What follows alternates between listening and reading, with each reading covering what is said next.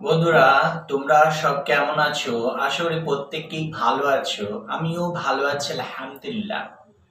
আজকে যে বিষয়টি নিয়ে আলোচনা করব সেই বিষয়টি হচ্ছে যোগা ফর স্টুডেন্ট। বন্ধুরা,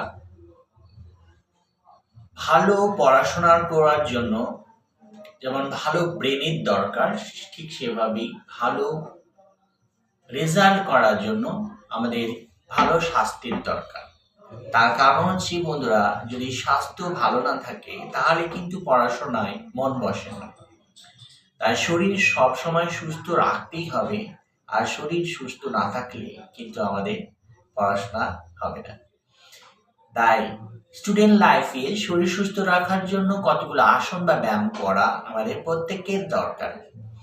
সেগুলো হচ্ছে ১ নম্বর শীর্ষাসন, সর্বাঙ্গ আসন, হলাসন, চক্রাসন এবং পশ্চিমাত্তাসন।